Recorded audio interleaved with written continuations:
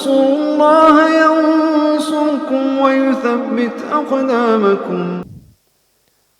Karena Nabi SAW bersabda, "Wala yazalul bala'u bil mu'mini wal mu'minah fi nafsihi wa malihi wa ahlihi hatta yalqallaha yawmal qiyamati wa laysa alaihi khati'ah," atau kama qala sallallahu alaihi wasallam. Akan senantiasa Allah menimpakan ujian dan musibah kepada orang-orang yang beriman, laki-laki maupun perempuan.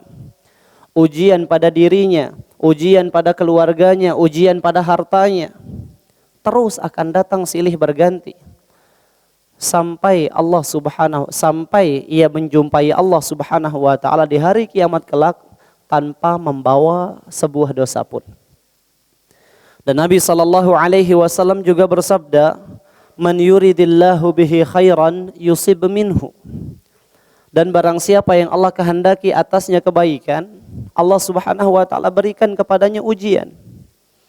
Karena ujian terhadap seorang mukmin bisa menjadi penghapus dosa, bisa menjadi sebab kebaikan, dan bisa menjadi sebab diangkatnya kedudukan seorang muslim tersebut.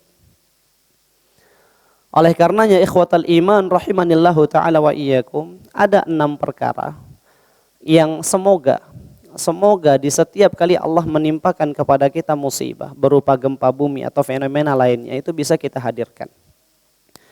Al-waqfatul ula, yang pertama, Allah Subhanahu wa taala menjadikan bumi ini sebagai hamparan dan tempat tinggal hunian bagi makhluk-makhluknya.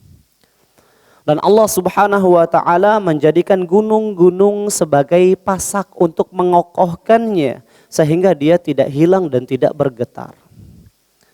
Akan tetapi ketika Allah Subhanahu wa taala menghendaki bumi untuk bergetar, berguncang dan terjadi gempa bumi, tidak ada.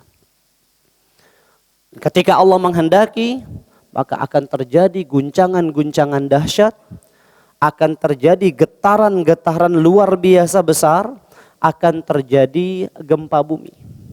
Yang semula bumi menjadi tempat mereka mencari ketenangan, justru menjadi sebab hilangnya ketenangan. Bumi yang menjadi tempat mereka bernaung, justru menjadi kekhawatiran. Rumah-rumah kita yang tempat kita berlindung dari teriknya matahari, tempat kita bernaung daripada tetesan air hujan, justru sekarang kita lebih merasa aman ketika kita berada di luar rumah kita.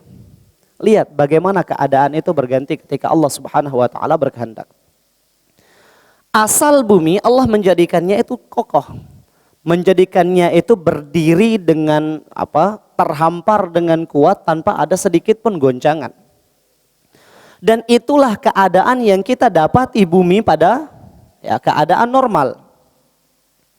Oleh karenanya dalam banyak ayat Allah mengingatkan kita jamaah sekalian, ini merupakan kenikmatan yang besar yang jangan sampai kita lupa untuk mensyukurinya.